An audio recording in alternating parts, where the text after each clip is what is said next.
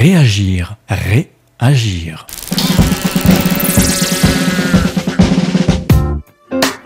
Le nouveau reportage de Réagir Productions s'intéresse aux campeurs sur parcelles privées sur l'île de Ré. Un dossier qui en est à sa 39e année de discorde, bras de fer, verbalisation à outrance de la part de certains élus afin que ces propriétaires soient expulsés de leur terrain. Rappelons que depuis 1979, l'île de Ré est classée et interdit donc le camping sur parcelles privées.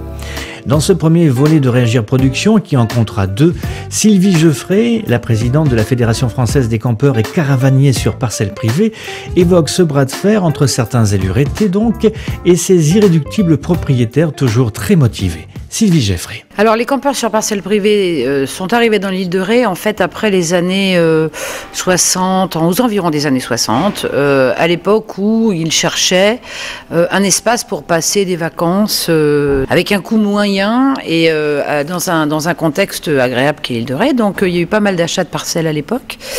Et ce sont des parcelles qui ont été achetées systématiquement, et c'était marqué sur l'acte notarié, pour y pratiquer le camping sur parcelles privées. Avant 79, le camping sur parcelles privées dans l'île de Ré était non seulement toléré, il était même très encouragé par les élus et les insulaires.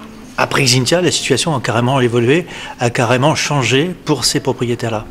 Alors voilà, oui, Xynthia a été un élément très aggravant pour nous, un facteur très aggravant, parce que pour des raisons de sécurité, les élus se sont précipités pour nous interdire notre pratique. Mais même bien avant Xynthia, le classement de l'île a amené certains élus à nous interdire de camper chez nous. Donc oui, Xynthia nous a amené aux élus un argument supplémentaire pour faire que le camping sur parcelle privée ne soit pas possible dans l'île. Alors justement, parlez-nous d'un petit peu de ces étapes difficiles par lesquelles vous êtes passé. Les étapes ont été effectivement successives et compliquées, et ça a commencé donc en 79, après il y a eu 88. Alors 88, la construction du pont, c'est quasiment notre arrêt de mort, parce qu'avant 88, il y avait déjà le classement, mais néanmoins, comme pour les visiteurs très très huppés qui viennent désormais sur l'île, passer 4, 5, 6, 7, 8 heures dans une file d'attente pour le bac, donc ça les incitait pas à venir. Donc nous, les campeurs, on était les bienvenus, parce que nous, on faisait 6 heures d'attente, et nous, on amenait une économie sur l'île. Puis quand le pont a été construit, où l'accessibilité de l'île de Ré a été améliorée, eh bien là, les gens avec un petit peu plus de revenus que nous sont arrivés en masse, et l'image de l'île de Ré a évolué, et on a été exclus. Donc 88 a été un moment très dur pour nous. Puis après, il y a eu Xynthia, effectivement, qui nous a quand même pas arrangé. Et donc, on pouvait parler avant Xynthia de mixité sociale. Aujourd'hui, c'est impossible. Ah oui, maintenant, ça n'existe plus. Dans l'île de Ré, je pense qu'il vaudrait mieux présenter son avis d'imposition au pont. Ça serait beaucoup plus simple pour faire le tri sélectif, voyez-vous, que de passer 3 heures à faire la queue. Oui, bien sûr que l'île de Ré, il y a cette image de perle de l'Atlantique. Donc nous, on se bat pour que justement, elle ne soit pas ça. On se bat pour que dans l'île de Ré, il y ait autre chose que des murs de 2 mètres qui entourent des super propriétés avec des matériaux très, très, très, très onéreux. On se bat pour cette mixité sociale et on s'accroche, on ne partira pas. Réagir.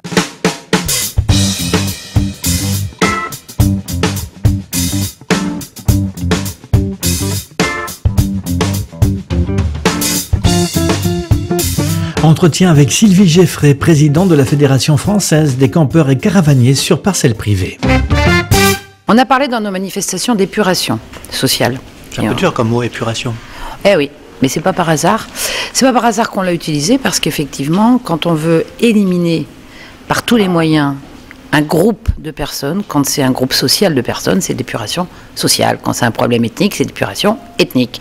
Et dans l'île de Ré, il y a une réelle volonté de faire en sorte que n'y reste sur l'été, en priorité, que les gens d'un certain niveau. On est bien d'accord qu'il y a quelques logements sociaux qui sont construits dans l'île de Ré, mais ça, c'est pour faire donner l'illusion qu'on est mixte socialement parlant dans l'île de Ré. Mais la vérité, c'est que nous, on fait partie des gens qui ne sont pas les bienvenus dans l'île de Ré pour certains élus. Pas pour tous et pas pour tous les insulaires.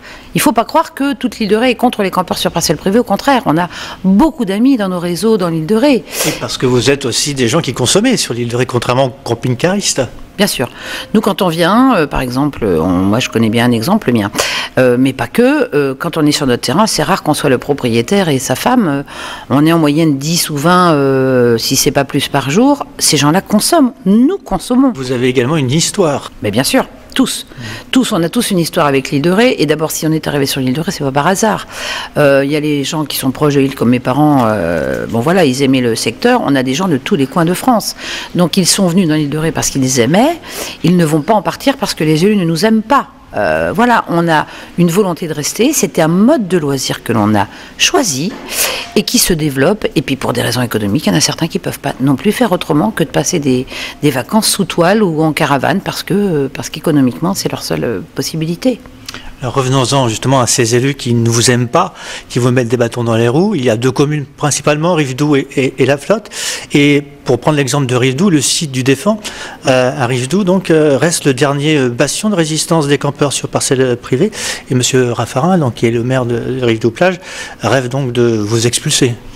Voilà, alors à Rivedoux, on a effectivement la problématique du Défend.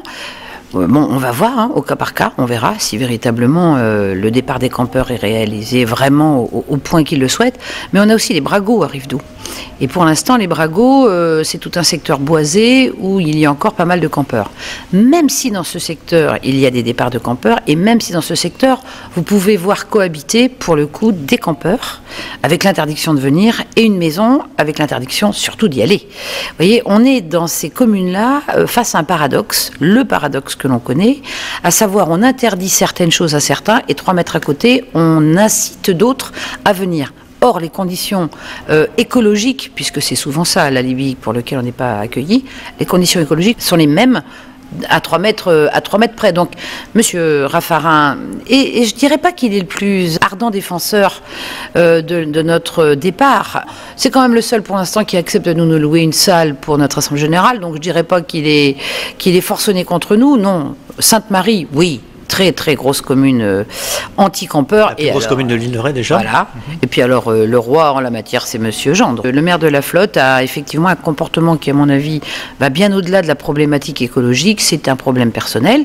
Il en fait un problème personnel. Bon voilà, maintenant qu'il en fasse ce qu'il veut, nous on revient. Réagir.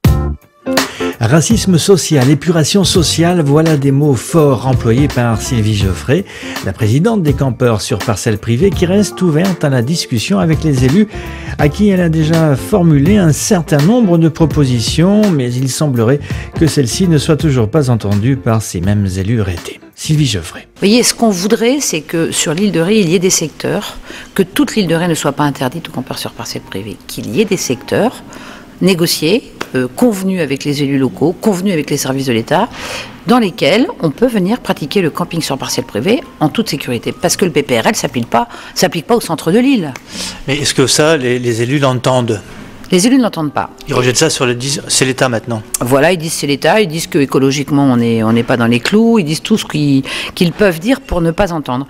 On espère, et moi je suis présidente de la Fédération française de camping sur parcelle privée, il y a dans des secteurs très protégés comme dans le golfe du Morbihan, des associations qui arrivent à s'entendre avec des élus, pourtant dans des secteurs particulièrement difficiles à faire coïncider avec la pratique du camping sur parcelle privée, ils y arrivent. Donc je ne désespère pas qu'on ne trouve pas des élus un jour dans l'île de Ré suffisamment ouverts d'esprit, pour pas dire autre chose, et qui entendent nos arguments. Donc il manque la volonté politique, évidemment. Totalement. Totalement. C'est la seule qui manque actuellement. Nous, ce qu'on souhaite, c'est avoir à nouveau la possibilité de se parler avec des élus. On ne sera pas d'accord sur tout, mais il faut qu'on se parle.